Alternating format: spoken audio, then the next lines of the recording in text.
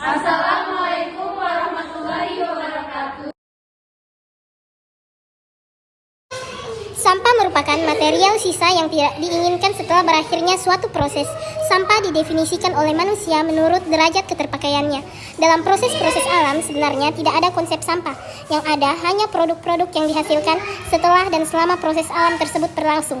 Akan tetapi, karena dalam kehidupan manusia didefinisikan konsep lingkungan, maka sampah masuk dalam konsep tersebut. Sampah terbagi menjadi dua jenis, yaitu sampah anorganik dan sampah organik. Sampah anorganik ialah sampah yang dihasilkan dari bahan-bahan non-hayati, baik berupa produk sinetik maupun hasil proses teknologi, pengolahan bahan tambang atau sumber daya alam dan tidak dapat diuraikan oleh alam. Contohnya botol plastik, tas plastik, dan kaleng. Sedangkan sampah organik ialah sampah yang berasal dari sisa makhluk hidup yang mudah terurai secara alami tanpa proses campur tangan manusia untuk dapat terurai. Berdasarkan jenisnya, sampah organik dapat digolongkan menjadi dua, yaitu sampah organik basah dan kering. Sampah organik basah adalah sampah organik yang banyak mengandung air. Sampah organik basah contohnya adalah sisa sayur, kulit pisang, buah yang busuk, kulit bawang, dan sejenisnya. Sampah organik kering adalah sampah organik yang sedikit mengandung air. Contohnya sampah organik misalnya kayu, ranting pohon, kayu, dan daun-daun kering. Kebanyakan sampah organik sulit diolah kembali, jadi lebih sering dibakar untuk memusnahkannya. Padahal sebenarnya ada beberapa sampah organik kering yang bisa dimanfaatkan untuk bahan kerajinan. Contohnya, kerajinan dari sampah organik yaitu rotan, bambu, dan lain-lain yang diolah menjadi berbagai kerajinan tangan. Enzim adalah biomolekul berupa protein yang berfungsi sebagai katalis atau senyawa yang percepat proses reaksi tanpa habis bereaksi. Dalam suatu reaksi kimia organik, semua proses biologi sel memerlukan enzim agar dapat berlangsung dengan cukup cepat dalam satu arah lintasan metabolisme. Enzim memiliki sifat diantaranya yaitu enzim memiliki ukuran molekul besar. Enzim memiliki sifat khas atau spesifik, artinya bekerja hanya sesuai substrat sehingga hanya cocok untuk satu macam substrat saja atau sekelompok substrat yang susunannya dan fungsinya hampir sama. Enzim tidak ikut bereaksi. Struktur enzim tidak berubah atau tetap sebelum dan sesudah reaksi karena enzim hanya mengubah kecepatan reaksi dan tidak mengubah produk akhir yang dibentuk. Enzim bekerja secara bolak-balik, artinya enzim tidak menentukan arah reaksi tetapi hanya mempercepat laju reaksi sehingga tercapai keseimbangan. Enzim bersifat koloid, memiliki permukaan yang besar dan bersifat hidrofil. Enzim dapat bereaksi dengan senyawa asam, basa maupun anion dan kation. Enzim merupakan biokatalisator, mampu mengubah kecepatan reaksi yang meskipun dalam jumlah sedikit dapat memacu laju reaksi tanpa merubah keseimbangan reaksi.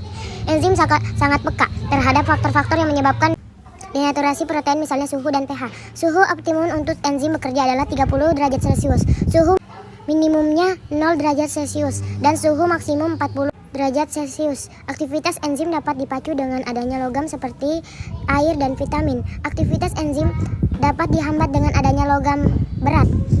Aktivitas enzim dipengaruhi oleh pH, suhu, zat aktivator, inhibitor, dan konsentrasi substrat. Faktor-faktor yang mempengaruhi cara kerja enzim. Yang pertama, temperatur. Temperatur tinggi dapat menyebabkan denaturasi protein, sedangkan pada temperatur rendah akan menghambat reaksi. Pada umumnya, temperatur optimum enzim adalah 30 derajat Celcius sampai dengan 40 derajat Celcius. 2. Perubahan pH sangat berpengaruh pada perubahan asam amino. Kunci pada sisi aktif enzim sehingga menghalangi sisi aktif berhubungan dengan substratnya. pH optimum yang diperoleh enzim berbeda-beda tergantung pada jenis enzimnya, pH, konsentrasi enzim, dan substrat. Semakin banyak enzim reaksi akan semakin cepat. Sebaliknya, apabila enzim sedikit, maka reaksi yang terjadi juga lambat. 4. Inhibitor enzim menghambat kerja enzim sehingga kecepatan reaksi akan turun. Ada dua macam inhibitor, yakni inhibitor kompetitif atau zat penghambat mirip dengan substrat sehingga berkompetensi dengan substrat untuk bergabung ke sisi aktif enzim. Inhibitor non-kompetitif atau substrat sudah tidak dapat berkaitan karena sisi aktif enzim berubah.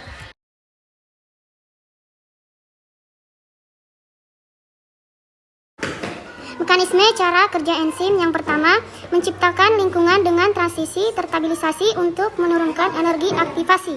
Yang kedua, menurunkan energi transisi dengan menciptakan lingkungan yang terdistribusi muatan berlawanan dan tanpa mengubah bentuk seberat sedikit pun. Yang ketiga, membentuk lintasan reaksi alternatif.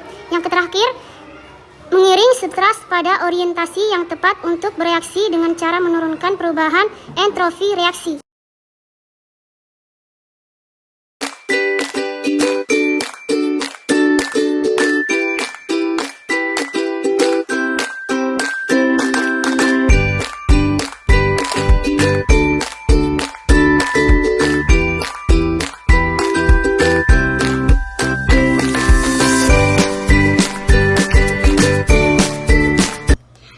Ekoenzim ini merupakan fermentasi sampah organik menggunakan gula. Dalam ekoenzim ini, enzim dihasilkan dari hasil ekskresi dan metabolisme dari mikrob. Enzim yang dihasilkan yaitu enzim lipase, merupakan enzim yang dapat bekerja dengan mengkatalisis hidrolisis ikatan ester dalam substrat lipid yang tidak larut air seperti trigliserida berantai panjang. Hubungan enzim dengan sampah yaitu mempercepat sampah terurai. Contohnya pada pupuk kompos dari daun kering dan pembuatan ekoenzim. Enzim juga sangat dipengaruhi oleh lingkungan seperti suhu dan pH. Dalam hal ini, dalam pembuatan ekoenzim kita menggunakan gula agar enzim dapat bekerja dengan baik di dalamnya. Itulah penjelasan kami mengenai hubungan sampah dan enzim.